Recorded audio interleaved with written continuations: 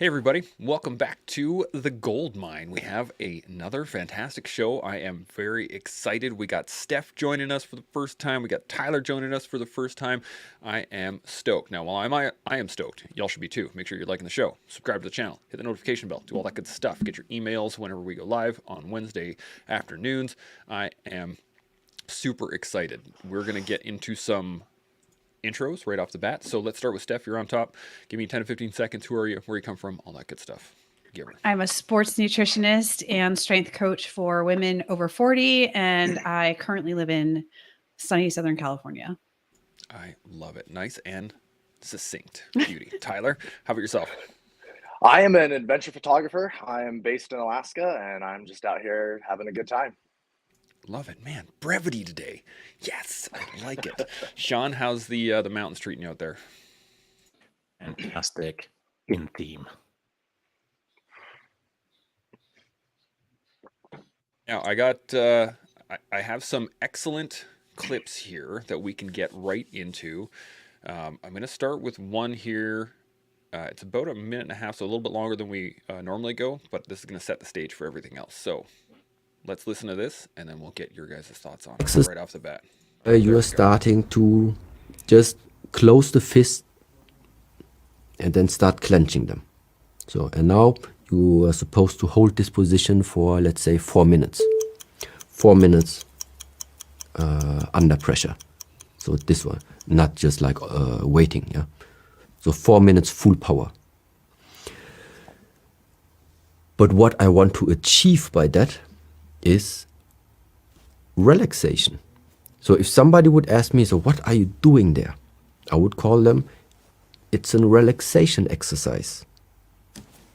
But this doesn't look like relaxation exercise.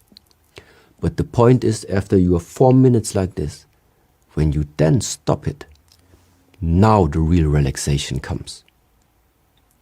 Yeah. But why do you now have this type of relaxation? Because before you were spending a lot of time facing the tension. So what we do is tension. What we get is relaxation. You want to know what is spiritual. You don't approach spirituality. You want to know what is spiritual, figure out what is the physical. Bam. So that's the beginning. I want to get your guys' thoughts on it, Steph. What are your I feel initial thoughts? I feel like this is every day in jiu-jitsu. You know, we're trapped underneath a 250-pound guy like I was yesterday, and literally just being pressure tested. And you see you're engaging in something very physical, but yet you have to remain calm. And of course, once it's over, it's over. But it is such a, and I go to this place, but it is such a sport that just demands for you to be present and also to learn how to relax under great pressure and duress. So that's immediately what I think of. I like it. Tyler, what about yourself? Yeah, I think it's great where it's a state of mind, and I can relate to it in the fact that I feel the most relaxed, the most at home in the most intense situations. You know, when there's danger facing and there's high consequences, and that's a skill that's learned, and you have to put yourself under tension, learn how to, relax, focus, be in that moment and perform in that moment. So it's a state of mind. And I think it's once you've mastered it, and it takes years and years and it's never finished. But once you master that, then any tension moment really does become that moment of enjoyment. That's where you get your drive. I like it. Shaun, what are your first thoughts on this? First thoughts are that is coincidental to the post that I put up this morning on my Instagram post. And, I've been thinking about this subject for a long, long time. And about 4 times a year, I sit down and try to make a concerted effort to try to put across the point that you can't be something that you've never been. You can't understand what you've never done.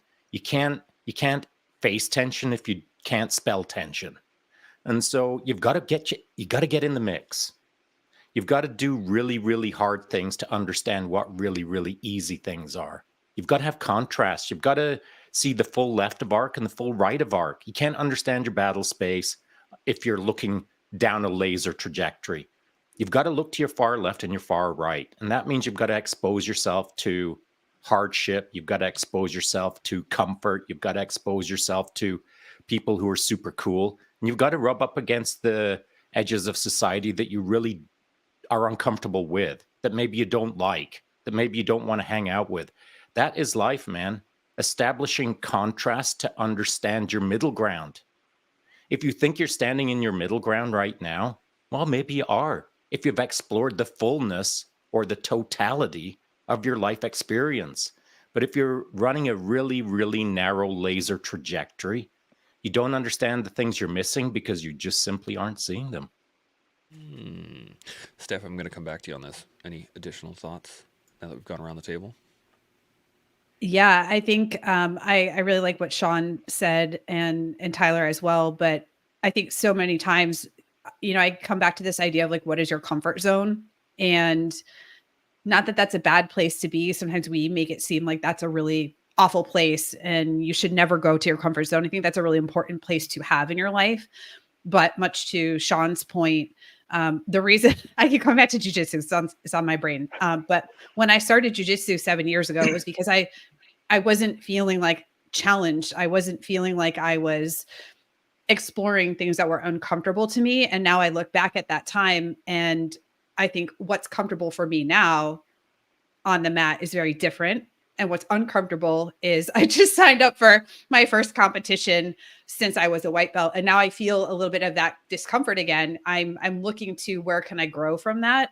But I also know I can come back to the place that I do feel is safe and comfortable. So I think, having those moments where we're pushing the boundary a little bit, and then what was once scary or what is in that discomfort is now something that is comfortable because we continue to grow. Tyler, thoughts? No, I love it. I couldn't agree more. Steph nailed it. Is what was comfortable, 5 years ago or what wasn't, it can be comfortable now. And it comes from exactly how Shaun said, experiencing the totality of your left and your right and narrowing and widening your vision, and creating that comfort zone. So being comfortable, being uncomfortable. And that's created.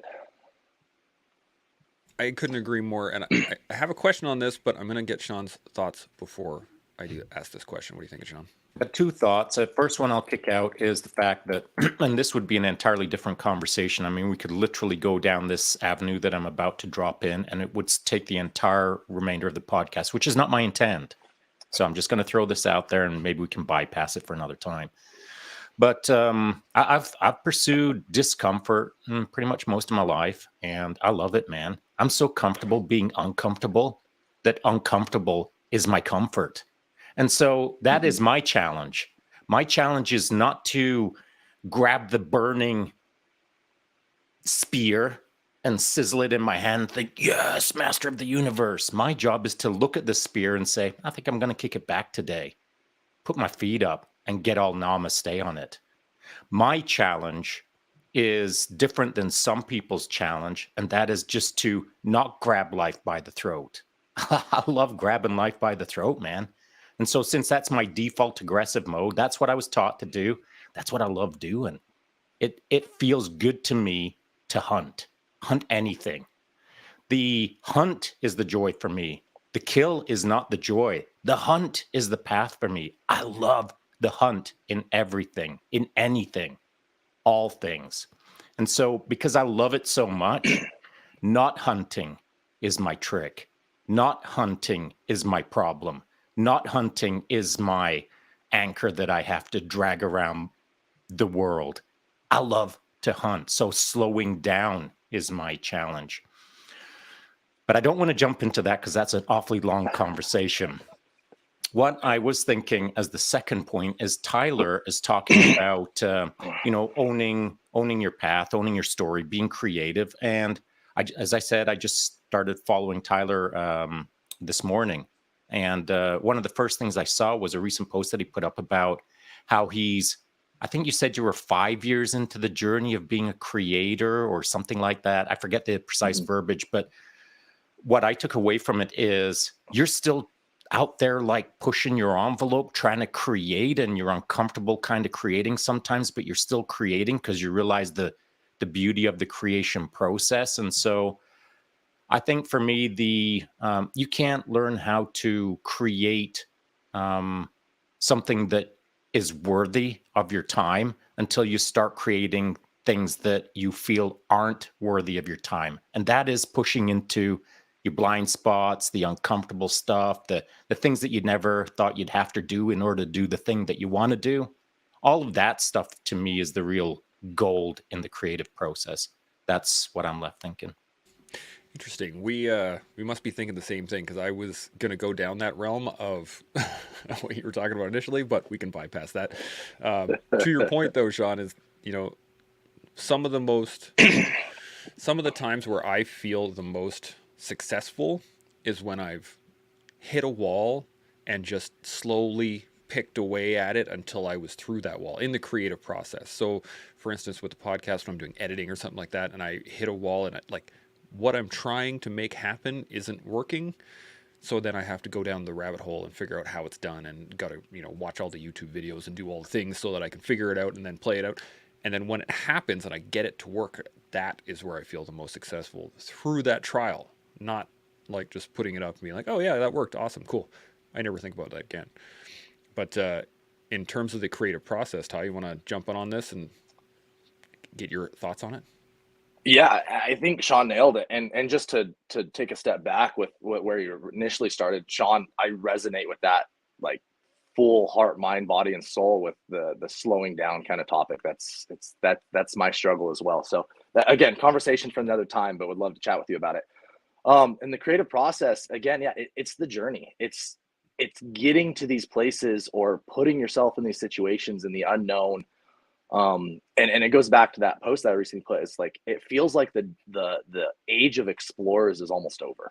The people exploring Antarctica, all these first ascents, Hillary climbing Everest, all these firsts have almost been taken.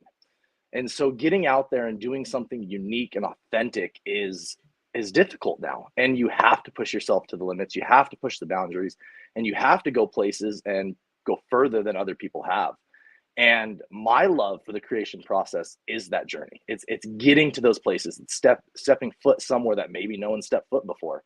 And I can't tell you how many times I've gone to these places and I have never picked up my camera. Those moments are for me, 100% for me. And it sounds cheesy. It comes from that movie, Walter Mitty. You sit in those moments, and it's just, that's yours. That's yours forever, and no one can take that. And that is my joy, is experiencing that uniqueness, and it hits you in every facet, emotionally, spiritually, physically, even. It's just something pretty special. Absolutely. Steph, thoughts on this? I used to do a lot of food photography in a previous iteration of my business. So I was doing a lot of recipe development, cookbooks, food photography. And I think maybe I have a different perspective, which is in the creative process, in terms of envisioning the shot that I wanted to get, I would not force myself to get to the place. So I really tried to honor my own process in feeling inspired. And I know that probably sounds really nebulous, but feeling inspired, really feeling like the energy was flowing toward capturing that image. And if I wasn't feeling it on that day, even if I had a deadline, I would just not create, because I would get into a place where I felt really stuck. I was kind of bashing my head against the wall. Nothing was working. So I would allow myself the grace, and maybe this merges the two conversations, allow myself the grace to step back, to slow down, to go do something else, and then come back to it later on. Maybe I had another idea. Maybe something was cooking in the shower. You get those shower thoughts, or you're driving your car and you get some, spark of, oh, okay, I think I figured it out. So for me, instead of always trying to go in and chip away, because I am the workhorse. This is what my husband has nicknamed me over the years. Like, I will plow through. But for me, in the creative process, I always find that plowing through generally does not lead to my best work coming out. So I will do something like go take a walk. I will just disengage from that if I feel like something's not flowing. I'm not in that flow state, in order to tap into whatever I need to tap into to make the project happen. Interesting, Shaun. What are your thoughts on this? I think I also go through that phase in everything that I do, but to me, I consider it as phases. So that phase that you just described, Steph, for me is like kind of halfway through the process of whatever process I'm in, the lifelong process. I do the exact same thing, but before that, I just bear down and I get super uncomfortable. And it's the discomfort that teaches me the things that I need to learn in that middle phase, we'll call it. And that middle phase is where I get to engage with some strategy and some minor tactics, and then realize that I've bumped up against a leading edge of a battle space that I can't control. And so I'll find a way to outflank it or find a way to back off and put eyes on the objective, give it a bit of time, get my namaste on and all of that good stuff. And so about halfway through my process, I'll have the ability to cut myself a little bit of slack, or as I think of it in my head, approach the battle space from a different trajectory. But once I've kind of played around with that phase, we'll call it the allowing myself a little bit of grace while I'm taking photos of food. And I love it, man. I love taking photos of food. I've got a book up here that I showed in one live podcast that I did about 6,000 espresso shots and took a bunch of macro photography of it. I've literally got a book up there that's all about what you just described. And so during that process, while I was capturing alien planets called coffee globules that are the size of our heads, I was doing the difficult work, and then I was doing the give myself a bit of slack work. And then when I moved through that phase into the back end, the last third of my process, as I like to think of it, it all just disappears. And so the reason I'm saying all of that is to throw it out there for anyone who's listening that I'm guessing that between the four of us, our processes are similar but different. What works for me might not work for someone else. But it's my job anyway, as I look at the panel, to understand better ways to do my way better. And so I love listening to these kind of conversations because the commonality, I'm sure, between all of us is quite tight. But there's always something that is on the edges, the fringes, the spots that I haven't considered. That is the Willy Wonka golden ticket that I haven't found yet for that particular little process. So for anyone out there, your process is your process. And if it's working for you, that's fantastic. But never, ever think that your process is the process, the only process, the one that is best for you and no other process will work. Because I can assure you that if the four of us in this panel right now came over to your house and sat down and had a chat about your process, guaranteed by the end of the conversation, you'd have a few more tricks up your sleeve. And that's the way life is. You got to keep your mind open to the bolt-ons to your own successful process in life. This is a great point, and I had a question lined up that you teed up for me, so I'm gonna hit it right now. I'm wondering about how often, or if you've found a way to best utilize your creative process in things that you don't deem creative to begin with. So I imagine for myself, when I first started jiu-jitsu, I didn't know how to do any of the things, and I didn't know how to engage my own creative process into jiu-jitsu. It's only just been recently that I've been going, oh, well, now I can actually utilize the processing because the physical side is no longer my major concern. But I'm wondering how you guys have used your own processes in things that you initially thought weren't all that creative. You just kind of found that over time, or if you even have. Steph, I'm going to hit you first. What do you think? Ooh, this is a hard question. I think for me, anything, I think typically people will think about creative endeavors, meaning the arts or some design or something of that nature. But I really do think that everything that we make, everything that we conceive of and we create in our lives is part of that process. It's just the end outcome that may look different. So I really love the idea of kind of when you know the rules, you can break the rules. And I think that that's an important part of my own process in the way I approach things, whether I'm creating a lifting program or I am at jujitsu on the mat or whatever it happens, I'm taking pictures of food.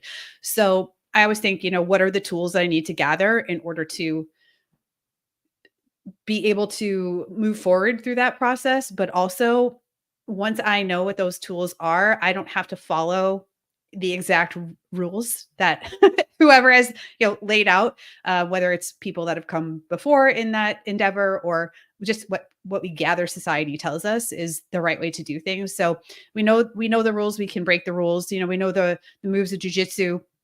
We don't always have to stay so close within that flow. So, for example, somebody will say, "Well, the right way to knee cut is with your hand here, one hand here, one hand here." But is that really the right way? I mean, there are ways to go outside the lines once you understand the concept. So, I like to think, you have to gather. You have a certain amount of skill acquisition, a certain number of tools, but then how you choose to use those tools to create your end product or get to your end result. That's where the fun comes in. I really like that. Ty, what are you thinking? Yeah, I would totally agree with that. Almost everything, not almost everything we do is creative. We're creating in every facet of life. And so, Steph, you nailed that. And that process, again, Shaun, as you said, is different for everybody. And going back, my process is I grind. I'm confident in my initial stage. I am the best at this, and I am getting through it. And I get to that first draft, and then I take a step back, reevaluate, look at others, get input, and figure out how I can better this process. What can I learn from others? What can I implement? What can I take away from my process to make it overall, a better outcome? And like, you know the rules, you break the rules. That's an awesome saying. No one ever has succeeded in life by doing what everyone around them, like doing what they tell them to do. You have to push the boundaries, you have to push limits, you have to take those risks. Our laws, our rules, all that, they're catered to the lowest denominator and catered to, living this kind of safe, comfortable life.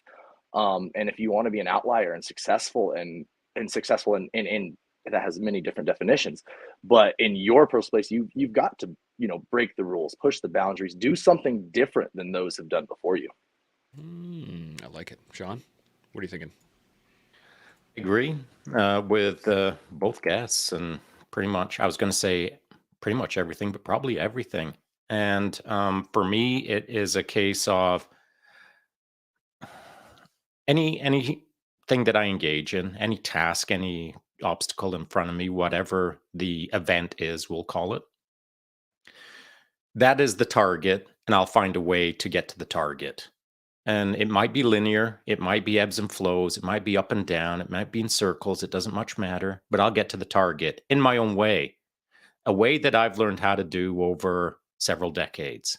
Now, to the point of thinking outside of the box, breaking the rules, as it was said, I was taught to think outside of the box as an individual before I entered into special operations. But then when I got into tier 1, 100%, that was not only reinforced, it was encouraged. And so and it just turns out that I love thinking outside of the box. I like it, and I'm not bad at it, but I like it, and that's key. And so knowing who you are and how to work you against the problem is the trick in life.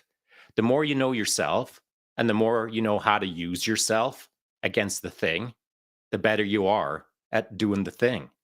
And so my life has been a life of observation of Shaun and how he can do things better.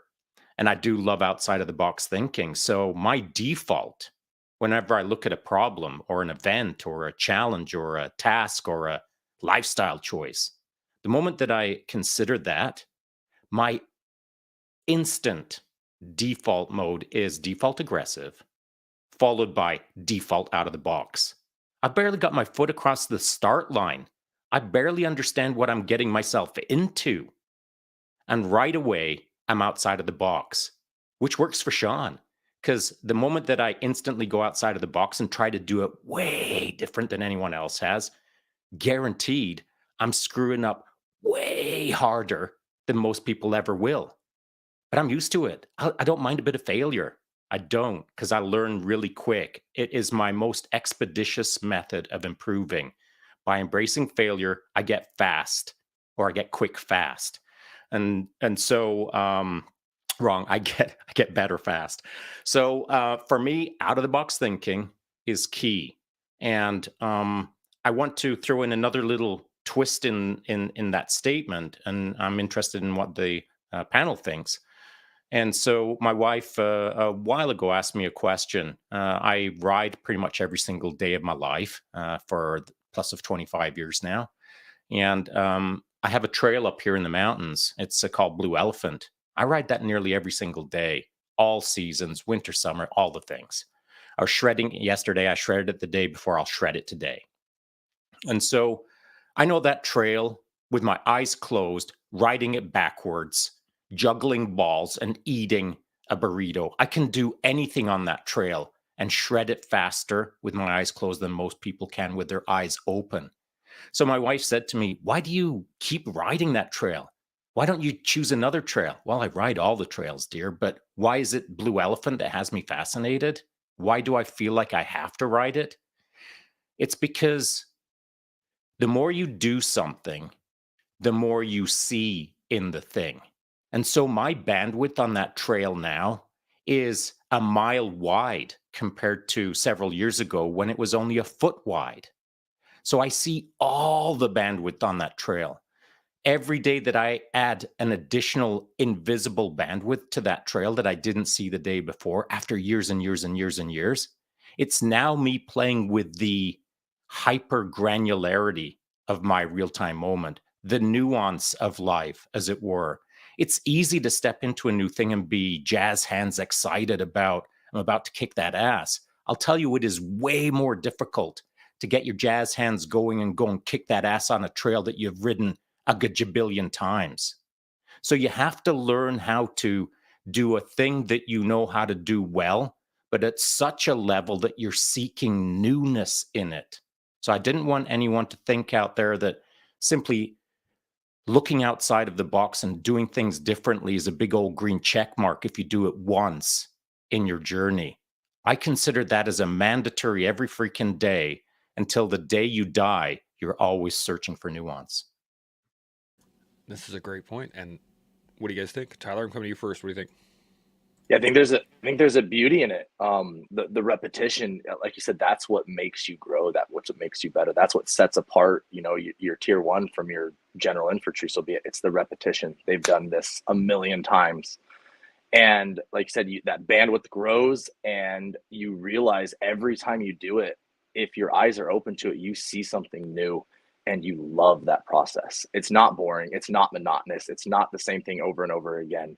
You are creating something new every single day in something that you've done every single day. And so it's a constant growth, and it's a constant approach to life where, yeah, it's a mandatory. You have to, in my life, you have to look at things that way and grow, and just, yeah, you just push it every day and open your eyes to something new. I like it. Steph, what are you thinking?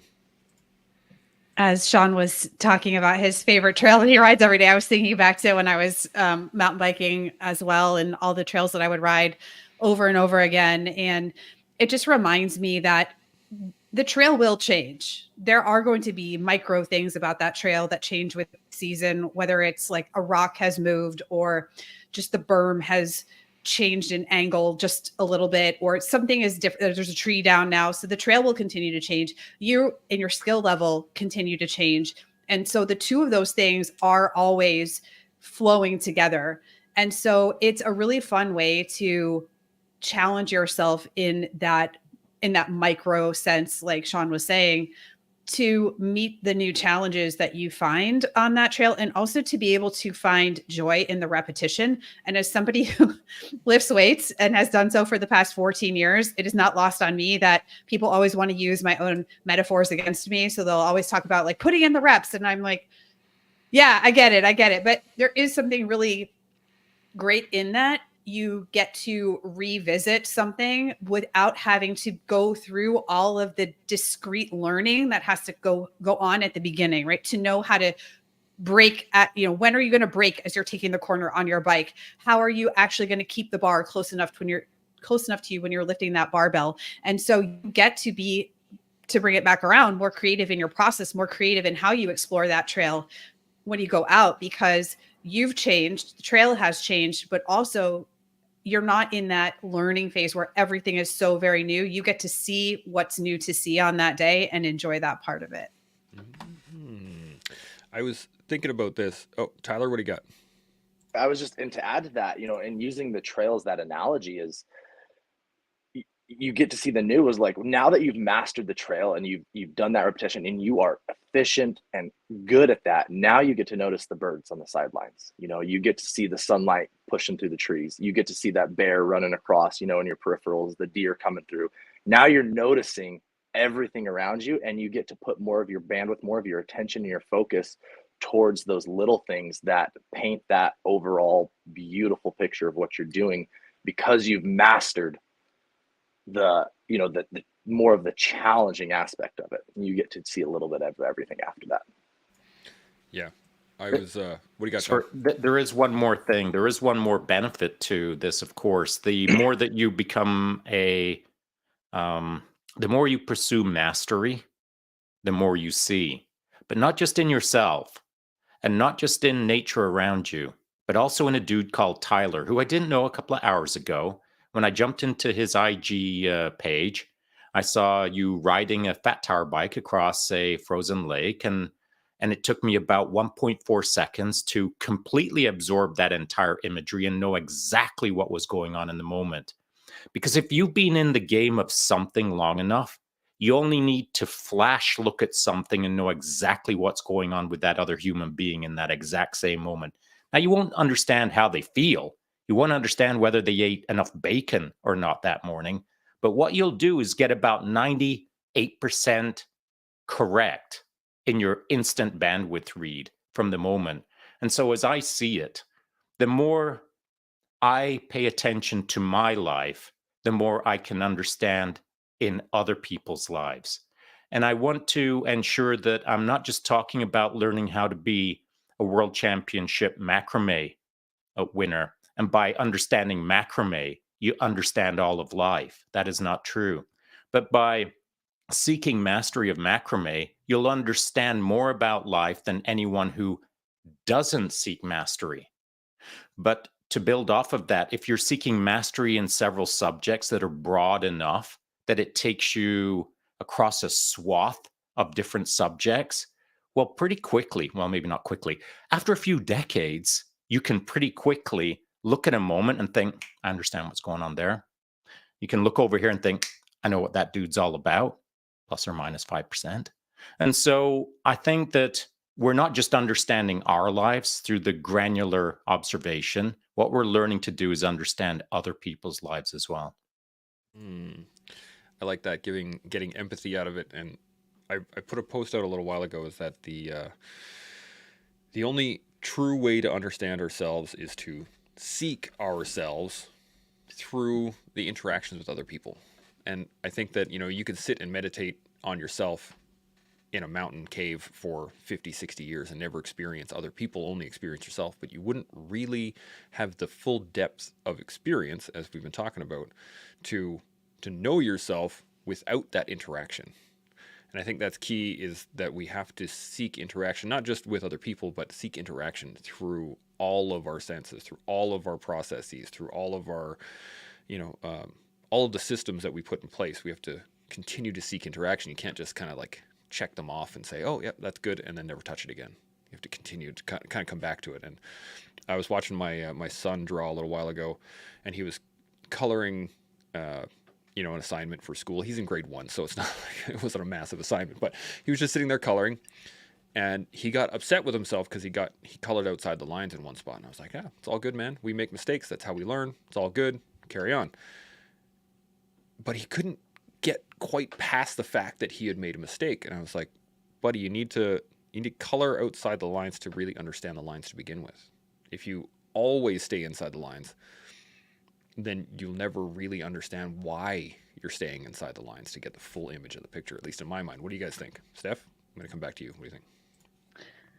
As somebody who's quite a bit of a rule follower in my life, I definitely relate to your son quite a bit. And I think it's been through lots of conversations in my life and times where things haven't worked out because I have overstepped that point where I felt like I messed things up, I made a mistake, it's really been challenging. And I think to the point that y'all are making, it's been the people in my life who I really go to and I trust for advice and guidance who have helped me to gain that perspective. So perhaps if I was like your son and I was left to my own devices, which I probably was because I'm a Gen X kid, I probably would have thought I really messed this up. And definitely for me, overcoming that sense of perfectionism has been a challenge throughout my life, but it has been the perspective of other people in my life who I trust and go to for that advice and saying, hey, I feel stuck with this, or I feel like I messed this up. That's what's really helped me to gain that wider perspective and see that it's all right. Absolutely. Ty, what are you thinking?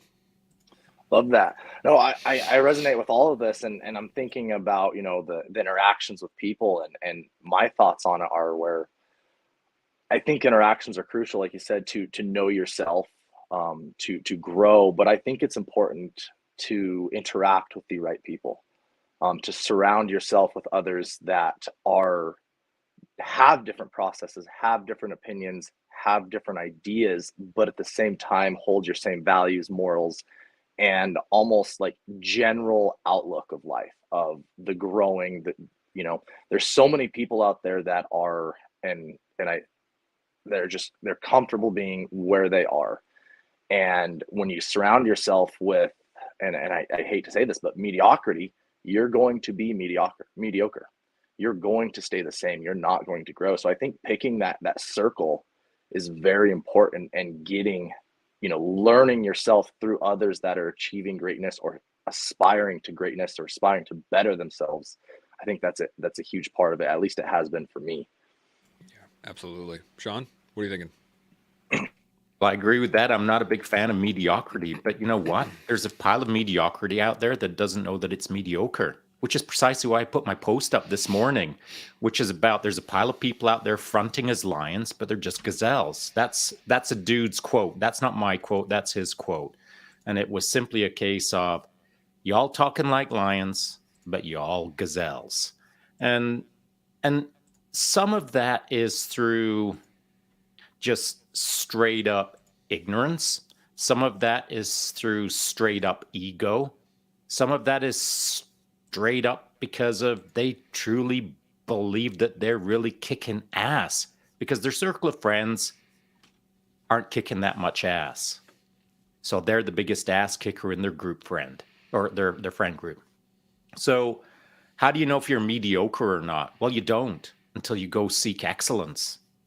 Until you hang out with excellence, until you try to be excellent, until you stand on a start line called a BJJ competition for the first time that you've ever competed since you're a white belt. And that's the moment that you get to understand what you're all about. Up until then, it's all lies in your head. It's all narratives. It's all, I'm going to kick that ass. Until you're getting your ass kicked or you're kicking ass, you'll never know. It's all a fantasy narrative about how well you're doing at the age of ... The only way to tell yourself, not think to yourself, but tell yourself how well you're doing is to go do that thing. And then once you've done it, a quick after action report on how to do it better the next time. Now you're in the game of not being mediocre. Mediocrity will remain mediocre if it isn't tested. And it's your job to test it. It's your responsibility to see what you're all about. Not think what you're about, but tell yourself what you're all about through actions. Yeah. I mean, we've discussed taking action quite a bit. And for those that haven't seen it, I wanted to put this up here because this is an amazing photo. To that point, the quote here, your problem is your gazelle fronting like a lion. Talking like a lion, acting like a lion, trying to convince everyone you're a lion, but you're a gazelle until you learn to hunt. And I think that's a great point. But I just love that photo. It's so fantastic. What do you got, John? It is a great photo, and here's why. Because that is just several minutes after I'd finished a 24-hour solo mountain bike race down in Bend, Oregon. It was the first year that they ran that race down there. And I raced that race. I placed second on my single speed. I raced that race with full-blown anemia.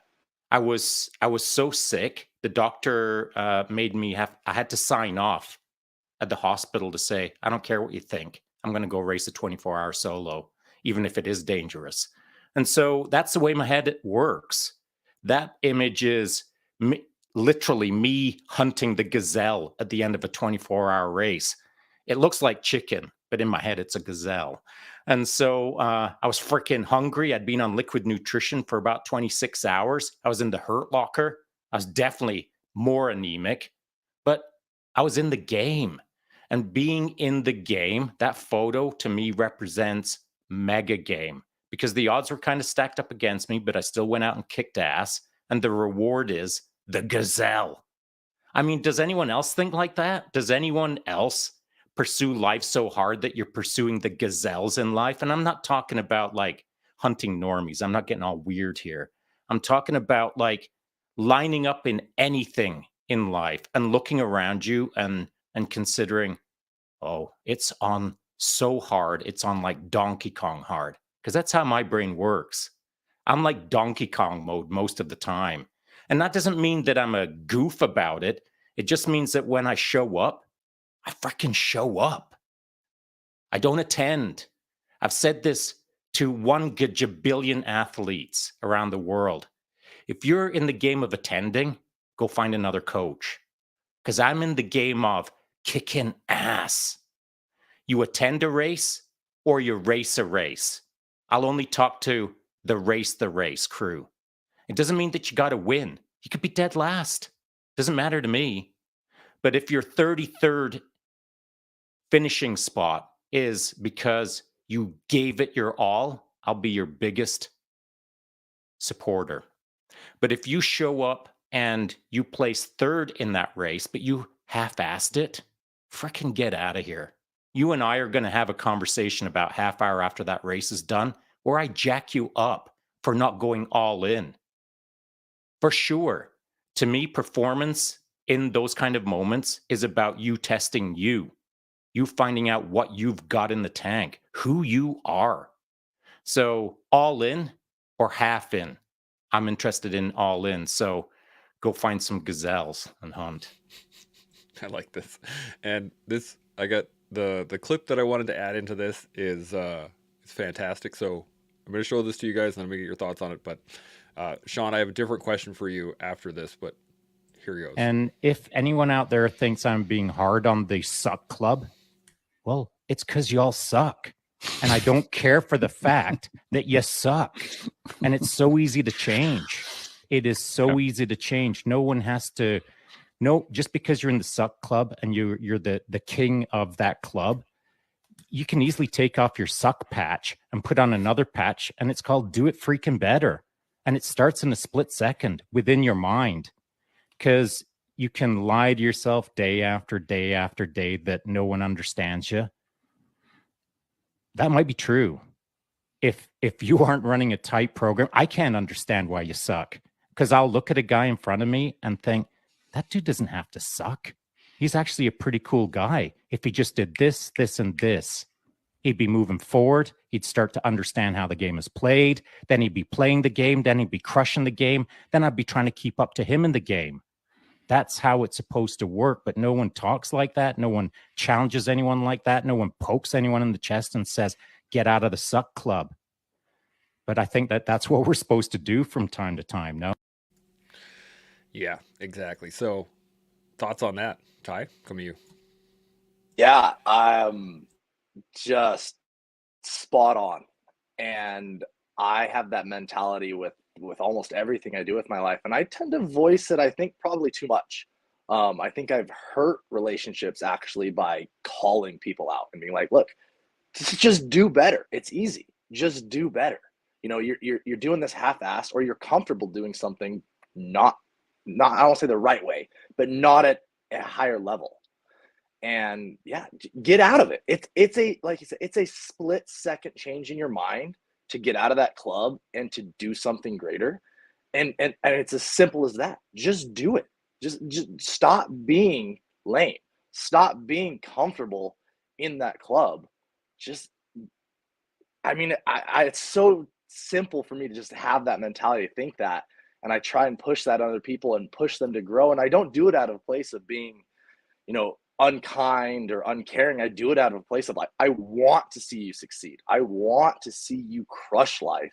And I want to be in your corner to push that. And in doing so, I'm pushing myself to be my best person and to just do that. And it's just funny to me that a lot of people don't understand that mentality, and they look at me like I'm the crazy one. It's a tough one to deal with for sure. Steph, what are you thinking on this? I'm going to go back and I need to listen to that on loop because it's so great. I want Shaun to be my personal sort of motivator in my head. When you were talking about being on the start line, and I was reminiscing about all the races I've done and just feeling like no matter how woefully unprepared I was going to go attack it and just go all in, even if I knew I'd probably get beat. But I think, for me as a coach, especially, I definitely walk that line a lot with people in terms of trying to get them to take that step, but also knowing that for at least the people I work with, I'm always trying to assess readiness, willingness, and ability. And also understanding that people have to be willing to take the responsibility. They have to be willing to take the responsibility for what they choose. And also by choosing to not take off the patch and suck less, they have to be willing to own that choice. If they willingly own that, that's fine. I've done my job.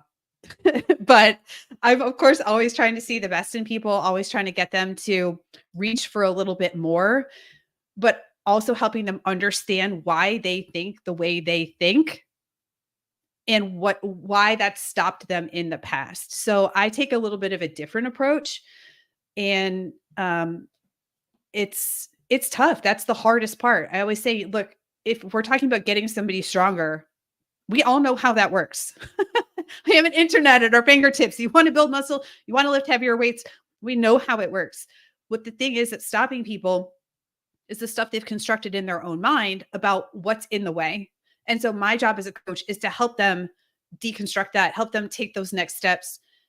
And so that's just kind of my, I guess, like coach bedside manner and how I go about things. But I'm always trying to get people to get insight into their own thinking process and why ultimately knowingly choose, what is your choice here? Be willing to own that responsibility and sit with those consequences, whatever they are, but know that you have the support, you have the coaching here. Are you going to be courageous and take that step? Now, I totally agree with that. But Shaun, this video is from, I think it was May of last year at some point, maybe June. Can't remember exactly. But do you have any more nuance on the Suck Club? Well, I suppose I could add nuance all day long, but it would just be nuance on top of a message that doesn't really need to be watered down or nuanced too much. Because what I said, and okay, maybe I wasn't being mean-spirited. I was just delivering it with a certain element of clarity. That clarity for me comes about after, well, if I said it last May or June or whenever, I was just about 60 years old when I said it. So that comes after decades of freaking screwing it up, man. It comes after decades of not understanding what I just said. You got to... No one is born understanding how to not be in the suck club. Because eventually we all end up in the suck club. We all do. It doesn't matter who you are or what you think you're about. At some point in your life, you're in the suck club. Maybe you're 6 years old. Maybe you're 12 years old. Maybe you're 27 years old. Doesn't much matter. Everyone has been in the suck club to some degree. It's whether you realized it or not, and then whether you chose to do something about it or not. So to Steph's point, as a coach, and I did do some coaching myself, the idea being that some people will see a clearer path ahead for themselves, like magically, where you barely have to guide them.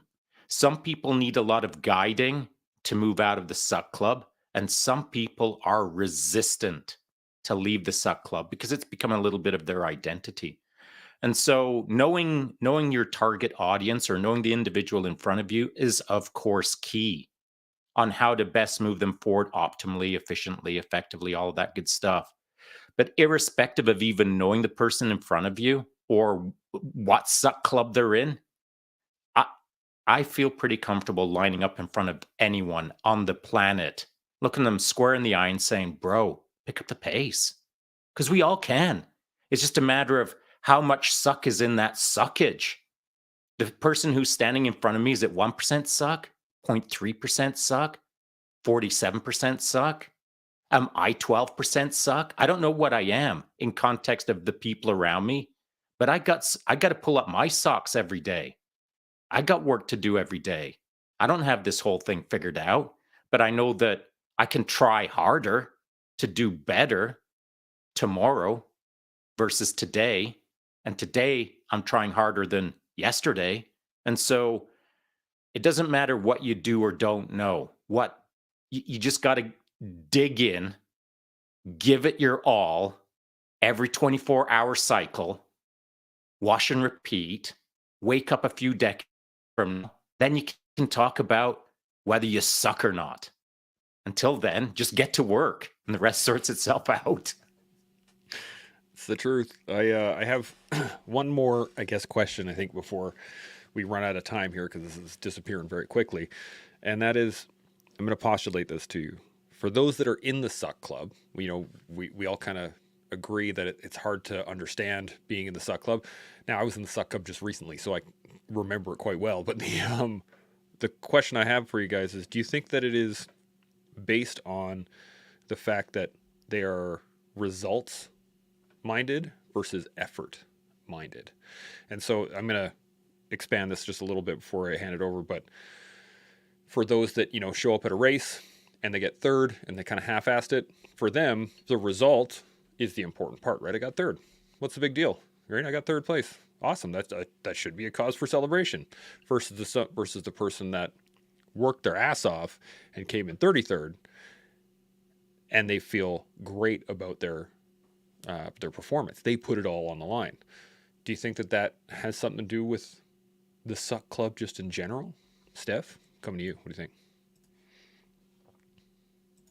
Oh, you're muted. You got to unmute yourself. I've definitely had races where I came to the line and I was the only person in my age group, woman, whatever, however we're lining up for that race. And by virtue of the fact that I showed up, I won. Right. But how hard was I going to push myself in that race, knowing that? Right. I could phone it in, just make sure I finished and I would win. And I've also had times where it was a battle and, I'm doing 12-hour solos and just out there crying and, just getting it through the full spectrum of emotions, and did pretty well. Sometimes I didn't do well. And I think the thing for me is, I wish when I was younger that the people around me in my life made a point of pointing out that effort is really important, because I became a person who, I love winning. I love competing. I love to win. But if I didn't win, even if I put out as much effort as I could, I would still kind of mentally flog myself for that.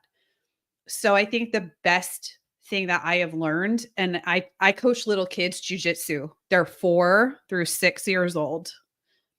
And I feel like even though I don't have kids of my own, I'm trying to impart on them 2 things. Number 1, girls can be strong, and that's important. Number 2 is that their effort when they step on the mat is more important to me than if they win. Even if they're a kid who likes winning, which, being a kid who, and now an adult who likes winning, we like to scratch that itch, but their full effort is the most important part. And that is very indicative of their character if they give full effort. So to me, that's kind of where I come from on that. And I wish I'd had that perspective as a person growing up. Me too. Tyler, how about yourself? I think it's a mixture of both. Um, I lean towards, effort is that is my measure. That is my standard of measurement. Did I put everything into this? And I think a lot of people don't see that way. And I think it has to deal with a lack of consequences to what we're doing. We live in a world now where if you do something half-assed or you do something at a lower level, there are not consequences. You are going to be just fine, ultimately. Whereas, and take for instance what I was doing yesterday, where ice climbing on a glacier. If you do something not at 100%, not at all in, the consequences are not, I'm going to be okay. The consequences are, I'm going to fall and I'm potentially going to seriously injure myself, die, and hinder those around me. And so putting those consequences, and we don't have that now. A lot of people don't have that in everything. And I think that it takes away from, it's easy to not give 100% because you're going to be okay afterwards. And then I think a lot of folks are result driven. We tell people they did a good job, you did first place, or a participation trophy, and you get the result and you feel good about yourself and you feel validated. And that's good. I think first place is good. You should win. You should strive to win. I think that's important. But I also don't think it's a trophy. I don't think it's a title. I think it's a winning is being the absolute best version of yourself and putting 100% in. That is winning. That is being first place. That is the victory. And I think identifying that in yourself is huge. Absolutely. Shaun, thoughts on this? I'll paint two very different people in order to make my point on the Suck Club. So, first mountain bike race I ever signed up for, and it was a long time ago. I just got out of Tier 1 Special Operations, bought my first mountain bike, rolled up to the start line, thought I was going to kick that freaking ass. I remember looking down both lines and thinking, oh, you're all going to get it. You're going to get it so bad. You can't even imagine how bad it's going to be. And then when the gun went off, the race gun went off, it's the last time I saw those dudes. Never saw them again. We all pounced off the front line, and within 30 seconds, they were all out of sight. I never saw them again. They were at home, probably, by the time I crossed the finish line. It was ridiculous. It was so embarrassing. I was so slow that when I crossed the finish line, they were tearing the finish line down. Now, I've told this story before, but it bears telling again. Because as I crossed the finish line, it was so torn down and everyone was so at home that there was one old lady there as a volunteer, as a volley.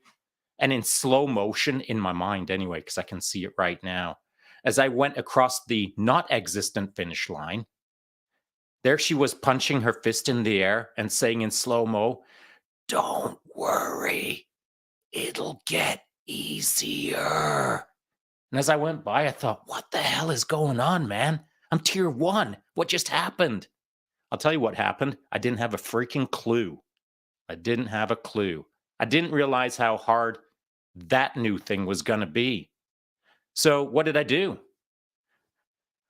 A person from the outside looking in would see me getting my ass handed to me so bad that I was the epitome of the Suck Club. But I disagree. I was the opposite of the Suck Club in that moment. I was just a guy who was heavily in the game, but just didn't have a clue what game he was in. I was in it to win it. I just didn't know how to win it yet. So I wasn't the Suck Club, even though from an external perspective, I sucked. Later, after doing 30, 24-hour solos and becoming a world champion, I knew a thing or two about racing. But there's races where I, from an external perspective, would have looked like a freaking Marvel superhero.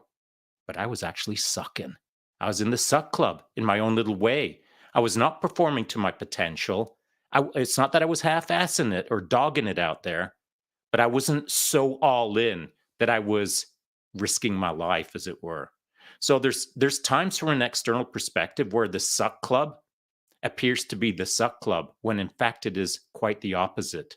And so I'd say to anyone out there, if you're thinking about what club you're in, well, you know what club you're in.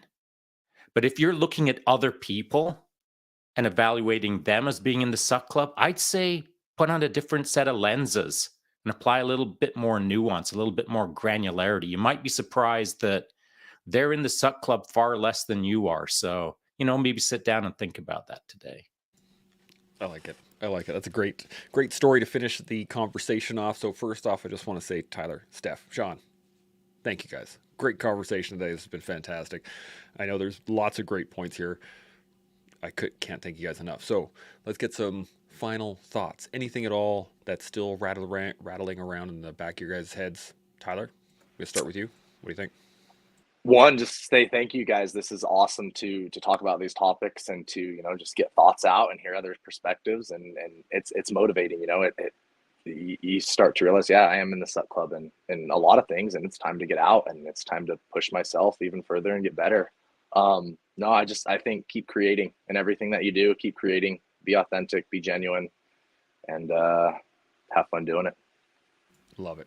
Steph, what about yourself?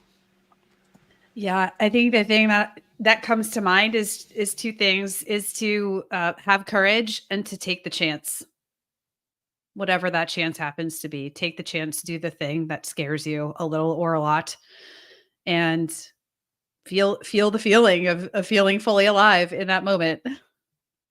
I like it. Don't take me though. My wife already took me. I'm good. That's good enough. Shaun, how about yourself? So I've got lots of thoughts, but I'd like to end it this way. And again, I barely know Tyler, but I do kind of like him. So I'm going to finish off with a poem that he put up on his Instagram feed. And it is referencing from 5 days ago what I was trying to relay about what it means to be a creator or a creative human being, or how to live a roam wild, as it were. So I'm going to hit you with the poem here. It is from Robert Service. It won't take me very long. There's a race of men that don't fit in, a race that can't stay still. So they break the hearts of kith and kin, and they roam the world at will. They range the field, and they rove the flood, and they climb the mountain's crest. Theirs is the curse of the gypsy blood, and they don't know how to rest. That's where I'll end it. I like it. I don't have a whole lot to give, so I'm going to summarize just real quick. Is that we have to, in order to know the rules, or correction, in order to break the rules, we have to know the rules. But once you do know the rules, you should go out and break the rules. And I'm going to leave it at that. So continue to learn, continue to build, continue to grow. We'll see you all next week. Chimo.